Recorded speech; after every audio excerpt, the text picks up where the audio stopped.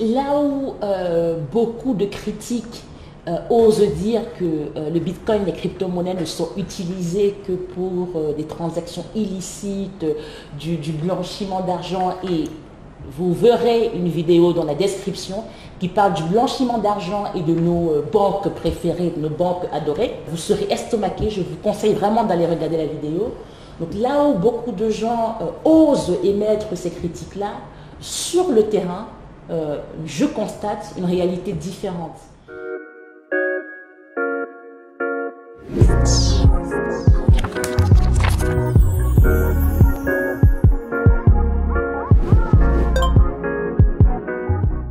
Dans les clients, dans les personas que nous avons chez Idjara, il y a deux types de profils qui m'ont le plus marqué parce que je prends du temps à échanger avec les clients, avec les investisseurs que nous avons.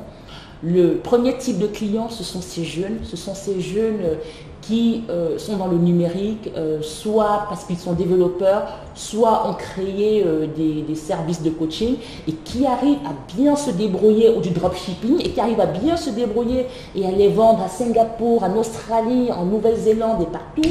Ils sont au Mali, au Sénégal, au Kenya, un peu partout. Et comment est-ce qu'ils reçoivent leur paiement?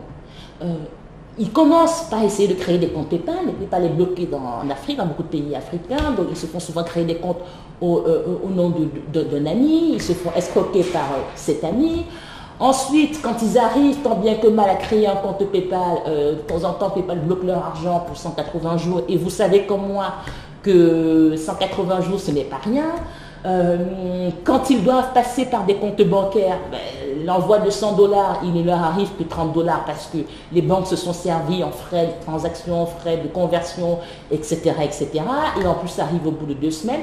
Donc, quelle solution ces jeunes ont? Aujourd'hui, avec leur portefeuille Bitcoin, ils ont le moyen de se faire payer directement en Bitcoin. Pas de possibilité de saisir leur argent, c'est instantané, les frais sont minimes et c'est une liberté accrue qu'ils ont, et ils peuvent se focaliser leur énergie sur développer leur business, commencer à penser qu'est-ce qu'on va faire demain pour accroître l'audience de mon business, plutôt que de perdre de l'énergie pour réfléchir comment est-ce que je fais venir mon argent à X, Y, Z. Le deuxième profil de client qu'on observe, du cas d'usage de la crypto-monnaie des Bitcoin Afrique, c'est nos commerçants. J'ai mon petit commerce au marché central, je reçois de la marchandise par un partenaire à Dubaï ou en Chine.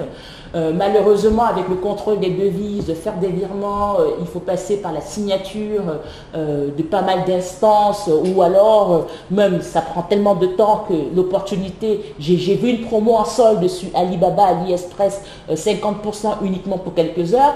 Je ne vais pas profiter parce que le temps d'aller changer de l'argent en devises, c'est une casse-tête pas possible. Qu'est-ce qu'ils font? Ils achètent du Bitcoin, ils envoient à leurs fournisseurs en Chine ou à Dubaï. Il y a de plus en plus de commerçants qui acceptent ces moyens de paiement-là, et la transaction est réglée en quelques minutes et l'envoi de leurs marchandises est lancé.